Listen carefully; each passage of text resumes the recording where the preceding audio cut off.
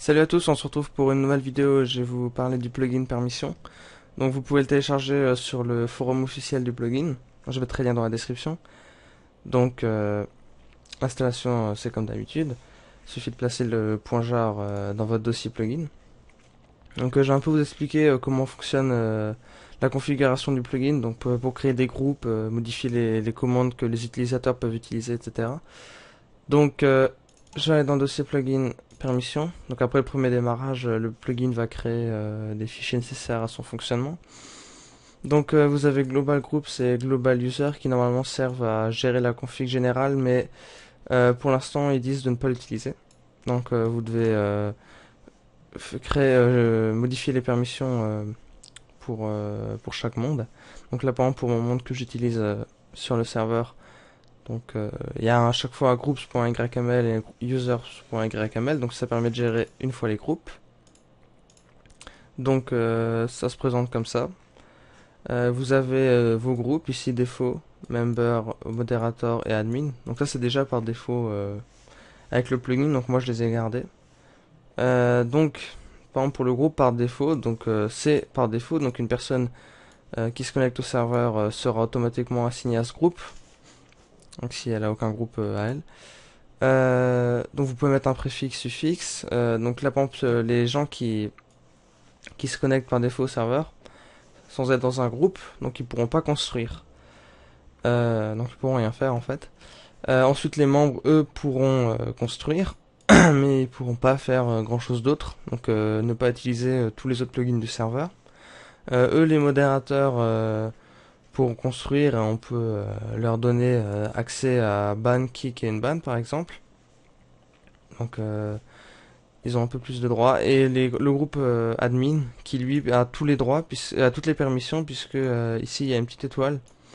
Donc ça veut dire que ce groupe a accès à toutes les commandes des plugins, excepté celles qui sont réservées aux OP. Donc là pour vous montrer, je vais me DOP.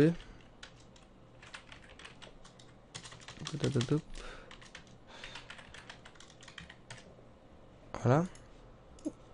Et je vais me connecter au serveur. Voilà. Je vais regarder que je sois dans... Je vais mettre dans le groupe par défaut. Donc ici dans le groupe, je vais mettre défaut. Donc ici c'est le dossier, c'est le fichier user.yml. Donc vous pouvez gérer pour chaque utilisateur. Donc là ici elle est par défaut. Donc c'est comme pour les groupes, vous avez vous mettez le pseudo, ensuite vous choisissez un groupe et vous pouvez rajouter des permissions, des préfixes, voilà. Les permissions, ça je vais vous montrer un peu plus tard comment ça marche pour mettre les permissions des différents plugins. Donc ici je me suis mis dans le groupe par défaut. Pour recharger la configuration du plugin, vous tapez pr reload si je ne m'abuse. Pr ensuite voilà, -reload, pr-reload. Voilà. Donc il a rechargé les permissions. Et maintenant je suis dans le groupe par défaut. Donc je m'éloigne un peu du point de spawn et si j'essaie de placer un bloc, donc je ne peux pas puisque je suis dans le groupe par défaut. Donc je ne peux pas construire ni détruire de blocs. Ils réapparaissent automatiquement ou disparaissent automatiquement. Donc si maintenant je me mets euh, dans le groupe member, donc il faut faire attention aux majuscules. Si je me mets dans le groupe member, je vais recharger de nouveau la configuration. Donc maintenant j'ai la possibilité de placer des blocs et de les détruire. Mais si je veux utiliser par exemple le plugin World Edit pour me téléporter avec la boussole, je peux pas. Ou en utilisant la hache pour supprimer des zones, je peux pas. Donc pour modifier ça, il faut voir dans la documentation du plugin en question et voir ce qu'il faut mettre ici. Donc dans permission, ensuite vous pouvez rajouter quelque chose comme ça. Donc ça permettra en fonction du plugin de rajouter les commandes que les personnes pourront utiliser. Donc on va regarder par exemple pour World Edit.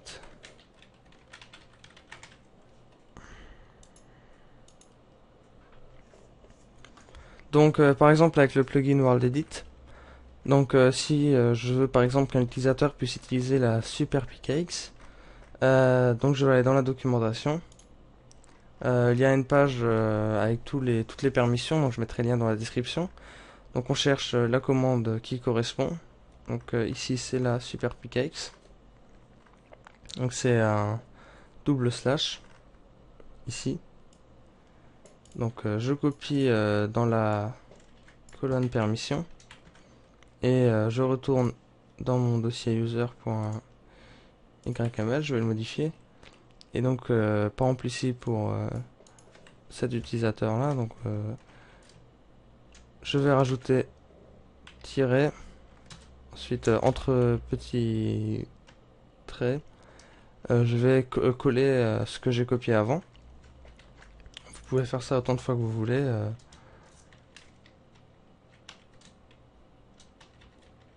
Voilà, et rajouter encore ici des commandes. Donc ensuite, je vais actualiser les configurations. Et je vais essayer tout de suite. Donc je vais faire double slash. Et je peux utiliser la commande SuperPKX avec ce plugin. Alors que si je le renlève et que je recharge, je peux plus utiliser même en tapant la commande. Voilà, je n'ai pas les permissions pour faire ça. Donc ça marche pour tous les plugins. Si vous voulez que quelqu'un ait toutes les permissions, il suffit de mettre une petite astérix. Donc maintenant, je peux utiliser, si ça veut bien, je vais bien tirer. Donc après, on peut utiliser toutes les commandes de tous les plugins. Voilà. Je peux utiliser toutes les commandes. Donc en gros, il faut faire ça ensuite avec tous les plugins, en n'oubliant pas de vérifier dans la configuration. Sachant qu'on peut faire la même chose ensuite pour les groupes. Donc ajouter des commandes que l'on peut utiliser pour les groupes directement. Donc c'est le même principe. Voilà, j'espère que cette vidéo vous a permis de comprendre un peu comment fonctionnait le plugin permission. Donc c'était une présentation plutôt rapide. J'ai pas montré toutes les fonctionnalités du plugin et tout ce qu'on pouvait faire avec. Parce que c'est un plugin assez compliqué, je trouve, contrairement aux autres, puisqu'il permet de gérer les plugins. Il y a une documentation que vous pouvez quand même regarder, donc je mettrai aussi le lien dans la description. Et donc, voilà, je vous conseille de la lire si vous avez les bases en anglais, puisque bon, tout est en anglais. J'en profite aussi pour vous dire que j'ai créé une page Facebook, donc n'hésitez pas à la rejoindre pour être tenu au courant des prochaines vidéos. Et je ne serai pas là pendant 2 semaines, donc je ne posterai pas de vidéo pendant ce temps-là. Et bonnes vacances à tous.